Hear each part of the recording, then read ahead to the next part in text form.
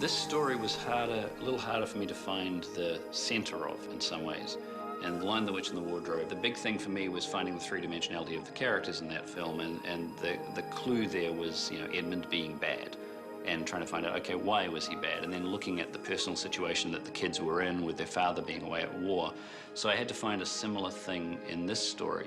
What I found is the emotional heart of the story that I could relate to is this sense of going back or trying to go back to a place that is no longer there. Andrew wanted to tell a very personal story to him. And for him, thematically and metaphorically, this was his own experience. I grew up in Papua New Guinea from when I was 11 till 18 years old. And I've never gone back to the place because I feel like it will be a sad experience. I'll be going back to a place that no longer exists. And I felt that was something the Pevensies were doing. They were going back to a Narnia 1,300 years on from their 15 years of glorious reign. And the Narnia that they knew was gone. It didn't exist. At the end of the day, the story asks us all to believe in the ideal place that it used to be, and to believe that it can be brought back to that place again.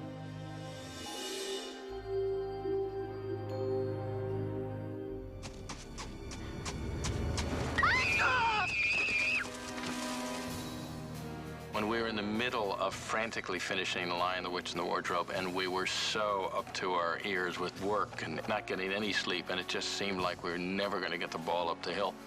Andrew Adamson called me one night. He said, "Do you really want to do another one of these?" Coming out of Lion, the Witch, and the Wardrobe, I actually thought the last thing I wanted to do was do another movie with children, animals, visual effects, locations, all of those kind of things. But I think the main reason I did this was actually the kids, the Pevensies, who we'd really grown into this family on the last film, and I couldn't really imagine letting them go off to another director. Thank you, Andrew. All right. Dragging your brother up. That's what you do. But he hasn't got Wait, I haven't got action yet. When he hasn't got extra... And I just really wanted to be back working with Andrew, working with Anna, Georgie, Skander. I wanted to meet Ben. I wanted to do some more fights. I just really wanted to be on set. You get this on-set bug, and I've definitely got it. You know, I was sort of craving it. Who did you miss the most, Georgie? Skander? I probably missed the most. Skander. Big me! Big me! I missed everybody all the same. On the last film, we came out of it all sort of saying it was one of the best filmmaking experiences we'd had.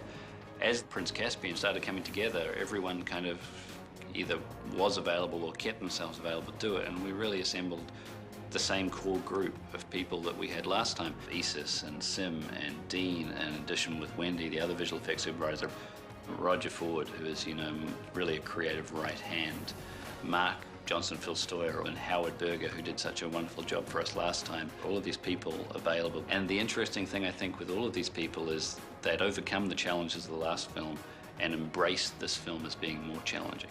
You've got to make this film bigger, it's got to be better. So to know that we could all come together and rely on each other and know that there was already, you know, shorthand, you could throw half a sentence out to someone, they'd know what you're talking about and be able to help you. And the camaraderie that it sometimes takes half a film to build, we had from the start.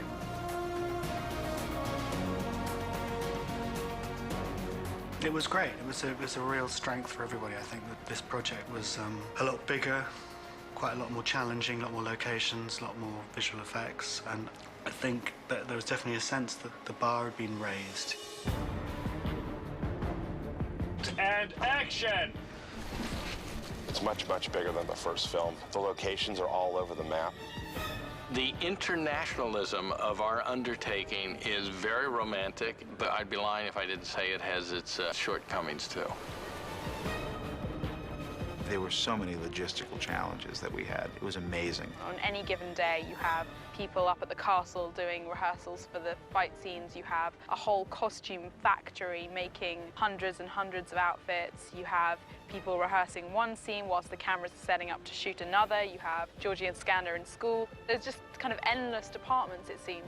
They had challenges in the first film, but nothing on this level. It couldn't really be any bigger unless we went to the moon. If you're wanting to do something more and you have to operate in a zone of discomfort, you've got to go into your zone of fear. And I think you have to approach it as an adventure.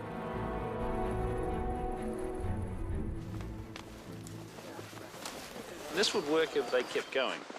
You know, I mean, if you had this pines like this size that just kept going for a couple of 100 meters, then you get the feeling that you're going into a dark forest. Understood. There's just about nowhere in the world that we didn't go to look for locations. The glamour of Hollywood, eh? We were definitely shooting in some less than friendly locations from a natural point of view. And it's always fun to invite the executives from Disney and Walton to come visit us in Usti. Oh, by the way, you should bring your insect spray because we have to do tick checks every night. It became a sort of a running joke on set about doing tick checks. I heard it was the size of a watermelon. Is that true? I think possibly a bit bigger, actually. By all the tick checks, that's right, yes. Running through that grass, it was kind of like the scene from African Queen. Andrew's never chosen locations for convenience. He always just chosen locations for their exact perfect fit for the story, which is what we so respect about Andrew. We started off the film shooting in New Zealand, and every location was a challenge. We had to helicopter into places and drop gear in from boats or other cargo helicopters. It's definitely challenging, fun challenges. Peter Dinklage, on his first day of shooting, actually was at one of these locations where you only get to by helicopter. Once you're there, you're not getting back out. He's got shaved head that he's just shaved for the film. He's got yak hair all over his face. So somewhere there's a yak on top of a mountain who's very cold, and I'm sorry.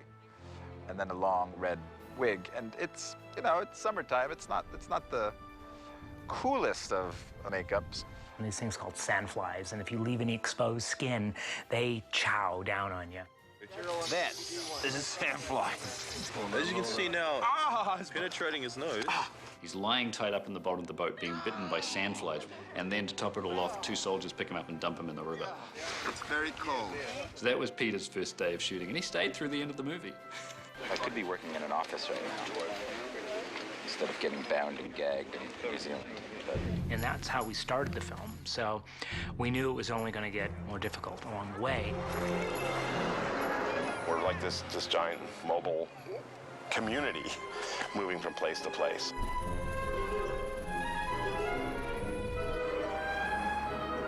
When we were shooting in Usti, where the large battle happens at the end of the film, I think we were feeding between 800 and 1,200 people, depending on the day. That's a small army, a small town. We had people staying in people's houses. We had the hotels filled. To be able to have housing for 680 people in a tiny little town in Slovenia was kind of unheard of as a task.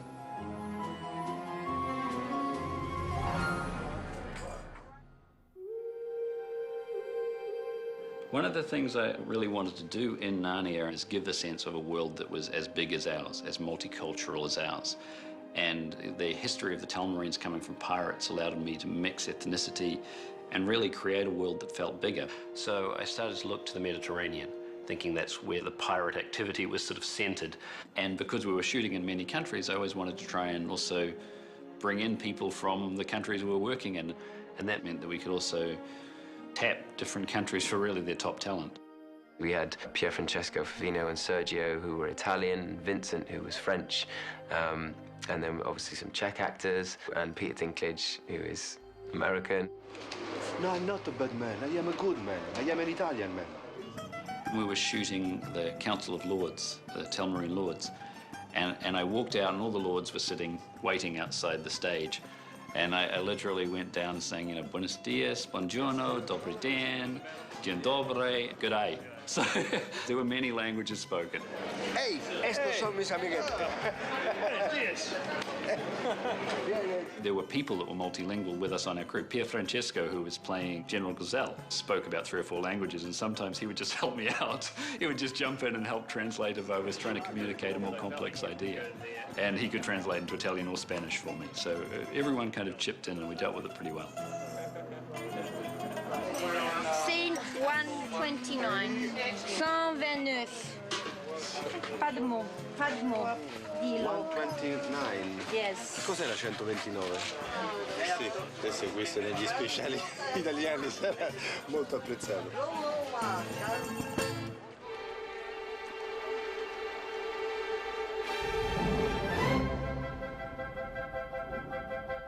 This is getting very dodgy up above now.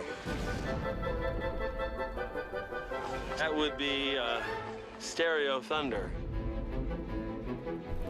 Here comes the rain.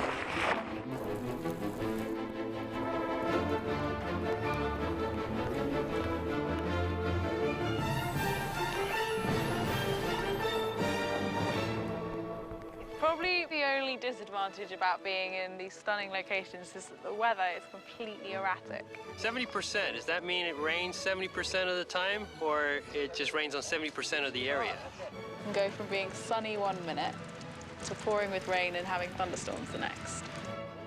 I think probably the hardest times for me as a director is when you're in situations you can't control. I think the reason people become directors is they like to control things. 10 minutes ago was a gorgeous sunny day. Look at it, 10 minutes, Czech Republic. Weather changes. One of the reasons to shoot in Europe was they said, okay, so we're in the middle of Europe. It's a huge continent. You can see the weather coming. You can predict it. Much easier than shooting on the small island of New Zealand. Absolutely not true. I don't know if it's just me and I have a strange magnetic field, but the weather would just change. There were definite times where we were literally just sitting waiting for the weather.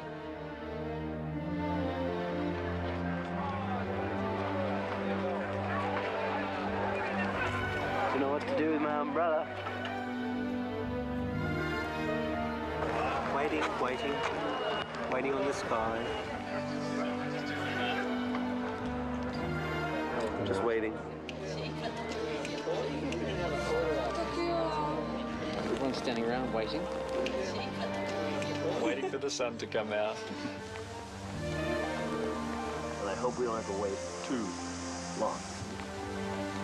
It's been long, long days. We average about between 18 to 20 hours, and we get very little sleep, but I think sometimes we function better with very little sleep. The delirium kicks in, and you just go, and like, I must do a makeup, I must remove a makeup, I must go to set.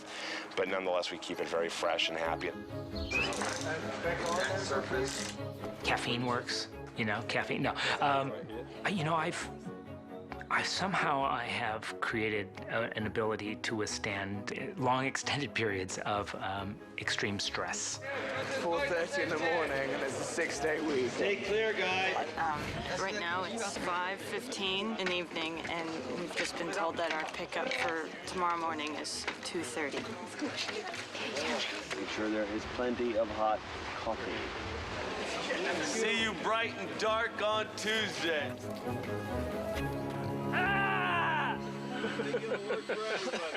I would compare what Andrew Adamson has just done to, in many respects, what a general oftentimes has to accomplish. He has roughly 3,000 to 4,000 people who are reporting to him, various divisions who have to be tactically on their target all the time, or else failure can occur. I would follow production, and editorial would follow production. I had a pretty comfortable life compared with the people who were standing around in the long grass, watching the ticks jump on their boots. It was analogous to being the headquarters and having the war-weary troops come in at the end of the day to watch dailies. In fact, when we were in Usti shooting the battle, it really was like watching an army come home every day, because every day, as the light would fail, you'd start to see the first Telmarine troopers coming back with their gauntlets and gloves resting on their saddles. Their horses tired and dusty, they'd come in and you'd see them unsaddling their horses and hosing them down. It was just like watching a Napoleonic army coming back from a campaign. You know, definitely it feels at times like the weight of the world is on your shoulders. You have to remind yourself at various times throughout production that you're not saving lives, you are just making a film. The film is meant to be enjoyable and you should be enjoying yourself doing it. And there were things I would always try to do to convey that to the crew. Andrew's always the leader. He's the leader, and he sets the pace, and he sets the mood for the entire production. Very good. Let's go again right away. Give it a good entry, Skander. The trees are shaking, something's happening out there, you're not sure what. And very kingly, and action. Andrew's very respectful of everybody that works on the film, from the person who's handing out craft service to the DP. It's all equal under his eyes. Thanks, Teddy. Well, he's cut his hair, which was a bit of a relief, but he's just totally the same. Georgie. How are you? How are you? Good, how are you? He's just a lovely person. He's great with kids. Like, if we've had a bad take or if it hasn't gone so well, he makes us feel like it was all right, but there's something we can improve on it. A little less smiley and just more regal. I feel like it's just slower. Yeah, probably. Instead of saying, that was rubbish, he says, it's okay, but you could have done this better. And he's really funny, and he makes us laugh. It's really good. The most amazing thing about Andrew is his ability to keep it all in his head, and he's such an organized director, and he knows exactly what he wants and is going to get it. So you could actually come through the crowd, go on to Anna, go around Anna, step up, and lift up into the air. Amazing. I'm never quite sure how much of Andrew's vision of Narnia is continually developing and how much he had in his head to begin with, because it seems to come so naturally. It just sort of flows out of his brain, and every aspect of it, he's got such detailed image of it in his mind. You can see it's blocking out. It's blocking out, right. So if I was going like from here around to here, I would feel like I have a change. He visualizes everything in his head, and that's what I do. So I can listen to what he's saying and what he's telling me and understand exactly what he wants. I think it's really good. What I'm getting from it at the moment is it's working really well from here. I think the brown eyes, like a deep brown eye, will make him a bit more likable. I think he's a little scary. On Prince Caspian, Andrew's mandate for us was we have to excel and we have to surpass what we did last time. Howard took that to heart, and he had this great idea that would cause a lot more work for us, but it was a smart idea, and it was the right thing to do. I felt that on the first film, everybody was about 30 years old. But this time, we're really spanning different age groups. It really feels like Narnia has become a place that's really lived in, you know, because there's all these young characters and older characters, and some are black and some are white, and so we really kind of mixed it up. And I think what Howard's done in this film is that he's taken the creatures he created before, the centaurs and the fauns, and really made it seem as though they're an established culture. My sons and I offer you our swords. I'd have to say on this film, my favorite Narnians are the dwarves. I really love the dwarves. And we have two fantastic dwarves characters in this film. Aside from just being great, great actors, the makeups are fantastic, if I say so myself. The makeup on Peter Dinklage is very subtle, and Tammy Lane is spearheading his makeup. It's beautiful. I think they've really managed to make me look completely different, but also managed to still have my expressions and my emotions work with the makeup they've provided. Drop him. That's the best you can come up with. It also does a lot of the job for you, which is really neat. Because if you look like somebody else, you can hide behind that character. And cut.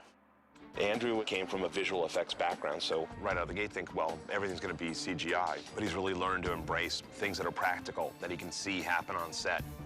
Andrew has a philosophy. It's something that I very much believe as well, which is that the more that you can capture real in a frame, the easier it is to make the CG work look real. One of the things that I really liked of the work of Andrew was the fact that the use of visual effects is never generic. It's never pushing to obtain just astonishment or a wow. It's to add depth to what we're doing, and at the same time to enrich, if it's possible to say that, the vocabulary of cinema. Just a great combination of all the magic tricks, and that actually creates a new magic trick. Because people go and see the movie, and instead of it being a full CGI, creatures going this way and that way, and the camera spinning around characters that are all CGI, and people going, wow, that was really a crazy sequence. It was all computer, you know, it pulls you out of the movie. These films don't do that. It's almost invisible. I liked the fact that although you can do a lot with green screen and so on, there's something that happens to the cast and crew when you put them in a real location. There's a reality that comes into their performance. There's a believability that's just there because it's real. The first time I walked into the castle set was to do stunt practice with Alan Poppleton, and I was really quite intimidated by it. I think that's what that set gave me performance-wise, was the fact that it's a life-size castle courtyard, and when you fill it with Telmarine soldiers who are basically burly stunt guys and you're asked to fight them, even though you know what the routine is, it's fairly intimidating. It's one of the biggest sets that's ever been built, I think, that I've ever stepped inside. And still, it's only about a third of the size of the real castle height. When you look around, the walls will go much higher. We'll have towers surrounding the whole place. I mean, this is one courtyard that sits inside an entire palace. We'll also have to go out and shoot miniatures, which will be shot in a whole other part of the world. We're going to shoot them down in New Zealand. For this set, we have probably 8 different types of miniatures we're going to shoot. There's 1,500 visual effects shots in this, just so much bigger than I would have imagined, even from looking at Lion Witch and the wardrobe and the scope of the work and the quality of the work in there. Just everything is bigger in this film. You know, one of the things, again, with providing new challenges for yourself, I think, was within the CG realm. I think we'd accomplished a lot on the last film in terms of creating a very realistic lion, as well as the other creatures, but I think Aslan was probably the greatest technical accomplishment of the last film. That being said, we're actually reinventing the wheel sometimes and recreating Aslan, which is the advantage of being able to improve upon some of the things you did last time. There were, I must say, a handful of shots that were extremely difficult that went to the last minute to get right. Wanting to make Aslan better and look better and make the fur look more real and blow more realistically in the wind, all those things. We had to raise the bar interactively with the cast. You know, Lucy comes in and not just nuzzles with Aslan, she tackles them and they roll on the ground and they get dirt all over him. It makes the film more believable, and when you break those barriers that are always there with visual effects, it helps people forget about the visual effects and just enjoy the movie. This is the reason we have gathered. Narnia is a magical place, and there's magical creatures, so you can't really be in Narnia until you've sort of found these amazing characters everywhere. Príncipe was always one of my favorite characters from both this book and Voyage of the Dawn Treader. He uses a sword very well. He's small and ferocious. Yeah. Choose your last words carefully, Talmarine. He takes himself very seriously. He's very noble. You are a mouse. I was hoping for something a little more original. One of the things I thought, well, the world of Narnia is quite British, and he really should be like a British nobleman. He is a knight. He's a knight of Narnia, and he's very proud of that fact. Your Majesty, with the greatest respect, I do believe courageous, courteous, or chivalrous might more befit a knight of Narnia. When we started going through names of who could pull this off, there's a very limited number of actors out there that I think can bring that nobility and somewhat of a poshness to the character without it going too cliched. And one of the people that came up that I was really interested in speaking to was Eddie Izzard. He's very much a medieval mouse gone mad who's going to take them all out. Mouse. You people have no imagination. He's Mad Max crossed with a stormtrooper. He just goes in, he just attacks from the front. There's always a voyage of discovery from when you design a character to when you cast the voice and when you start animating. Very often you'll take the same piece of dialogue and you'll give it to 3 or 4 animators and see what they come back with. You can take this bit of an actor's physical performance and this bit of their vocal performance. I trust you have a very good reason for this untimely interruption. And then the animator brings their own perspective, and suddenly you end up with a whole new character that's different from any of those individual elements. I said I would not fight you. I didn't say I'd let you live. Reaper Cheap! Stay your blade, Truffle Hunter! The new characters, Reaper Cheap and Truffle Hunter in particular, have, you know, large speaking parts. And we always try to work very closely to keeping the character looking like the animal that it is, its fur qualities and so on, so that the audience buys that it is still a mouse when it's doing the human things that it does. Yes, I'm a mouse. Yeah! Some of the challenges with CG anthropomorphic animals are not really in the what you would think in the technical execution at all, but it is in the animation. It's how do you make, you know, a badger's mouth pronounce human sounds. Look what you made me do. I spent half the morning on that soup. It can be as simple as things of like keeping the movement forward in the mouth, not letting it come too far back. You know, one of the things I learned early on in Shrek with Donkey, because he has such a large mouth, he had to do a lot of the sounds in the front. Truffle Hunter is quite similar in that way. He's got this elongated face, his eyes are on either side of his head. There's certain poses that you have to do to make sure that he doesn't look cross-eyed. You know, quite often he'll talk to you slightly more three-quarter on. You're meant to save us. Don't you know what this is? I want to kind of expand the world in terms of accents. You know, the Telmarines come from the Mediterranean. Ken Stott came to me, and he just has this edge to his voice, but he was really able to pull off this wonderful earnestness. And he's just got a very rich quality to him. So the idea of a Scottish badger just seemed somehow appropriate. Enough, Knickerbrick! Or do I have to sit on your head again?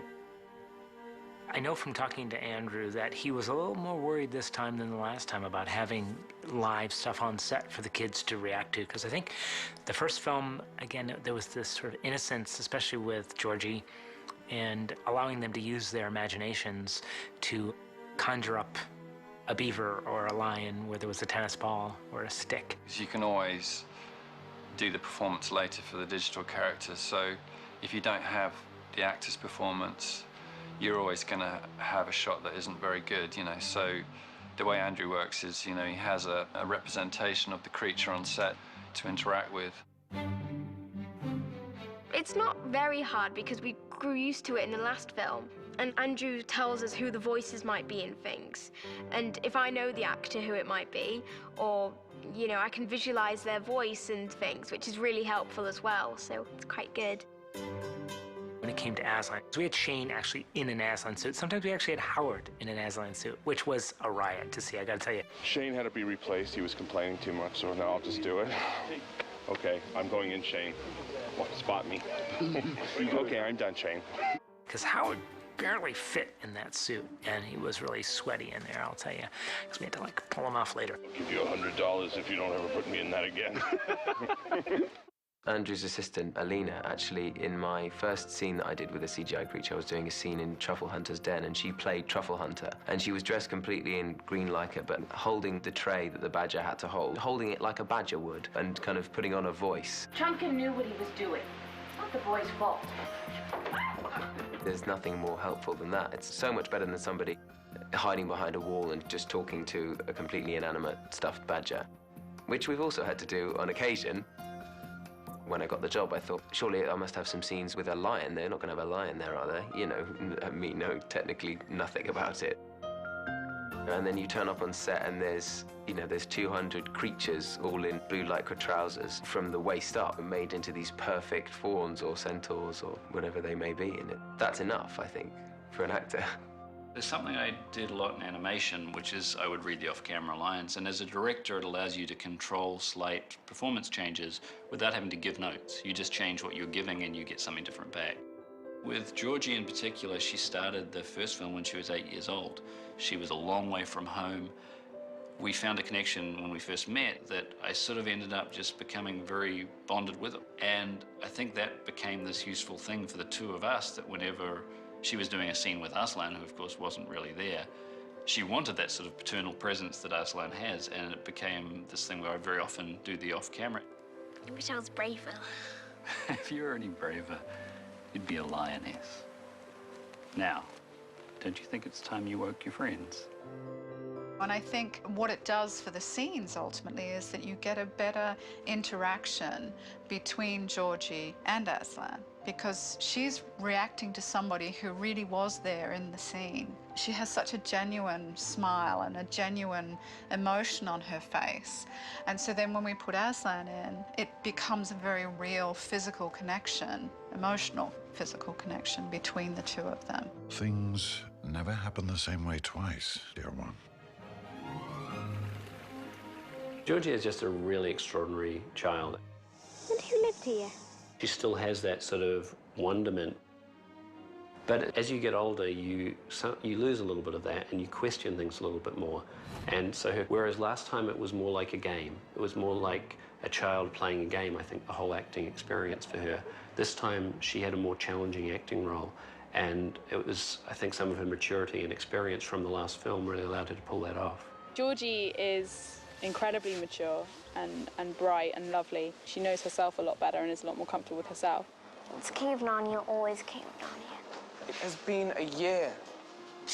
How long does he expect us to wait?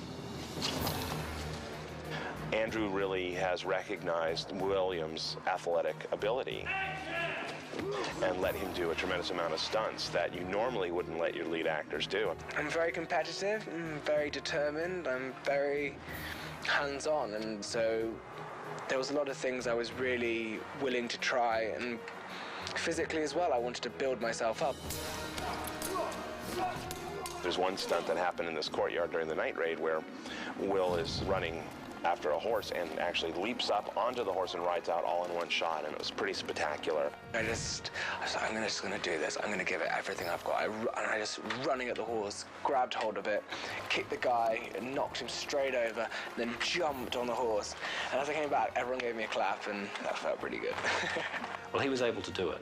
And there's not many actors that can actually pull those kind of moves off, but he actually did it for real, which means we were able to be tight on the main character of the film, doing a pretty incredible stunt. Basically, if William didn't, if for some reason he decided not to do his acting, I think he could potentially go into the stunt field, I think. You might be surprised. Oh, you don't want to do that, boy. Not me. Him. Yeah, Skander, very talented guy as well. He's always keen to rehearse. He picks up things really, really quickly. I think he's changed since the first movie. He's got a little bit more aggression, controlled aggression, what we like to call it. Yeah, I was 12, now I'm 15. And it's weird to think that it's taken up a fifth of my life.